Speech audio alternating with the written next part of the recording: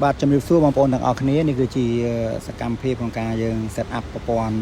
សំឡេងតាក់ទងជាមួយនឹងភ្លើង LED screen ជាមួយនឹងកម្មវិធីធំមួយនៅឯប៉ោយប៉ែតបាទនៅ Bedwell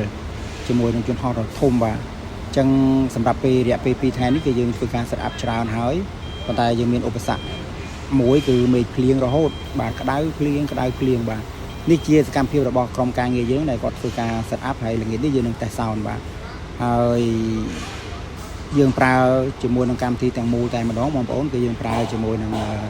Audio Center បាទអញ្ចឹងយើងប្រើ Audio Center ច្រើនមែនទែនបាទនិយាយរួមគឺជុំវិញយន្តហោះគឺយើងមានធុងបាសទាំងអស់ប៉ុន្តែអ្វីដែលយើងភ័យព្រួយនោះគឺទឹកបាទព្រោះគេលេងបាញ់ទឹកអញ្ចឹងទឹកមកពីលើក៏មកគេបាញ់ផងមានម៉ាស៊ីនបាញ់ទឹកផងច្រើនបាទច្រើនមែនទែន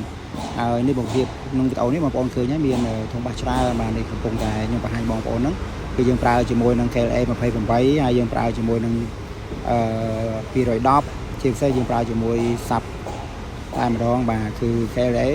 218បាទអញ្ចឹងយើងប្រើច្រើនគ្រាប់មែនទែនបងប្អូនយើងប្រើសាប់ក៏ច្រើនហើយក៏ច្រើនបាទនេះគឺជាប្លង់ដែលយើងរៀបចំតាមប្លង់មេរបស់គេដែលគេតម្រូវឲ្យយើងរៀបតាមនេះបាទអញ្ចឹងយើងត្រូវតែប្រុងប្រយ័ត្នបន្តិចចំពោះទឹកបាទអញ្ចឹងយើងនឹងត្រៀមបាទយើងមានតង់យើងមានអីច្រើនមែនទែនបងប្អូននេះគឺជាសកម្មភាពមួយដែលក្រុមការងារយើងទាំងអស់គ្នាយើងកំពុងតែប្រឹងប្រែងបាទយើងព្យាយាមរៀបចំធ្វើម៉េចឲ្យតាមកម្មវិធីទោះបីជាមានភ្លៀងកើតឡើងក៏ដោយក៏យើងនៅតែបន្តបាទយើងនៅតែបន្តអញ្ចឹងឥឡូវនេះយើងល្ងាចនេះយើងតេស្ត sound ហើយសម្រាប់ស្អែកគឺយើងធ្វើការ set up បន្ថែមទៀតនៅក្នុងយន្តហោះតែម្ដងគឺតាក់ទងជាមួយនឹង lighting តាក់ទងជាមួយនឹង LED screen ហើយយើងមាន sound បាទ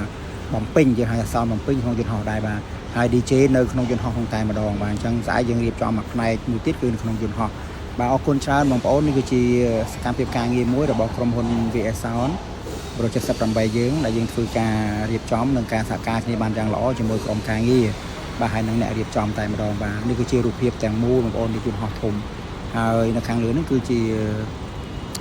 អ្នកបាញ់ទឹកពីខាងលើបាទអរគុណច្រើន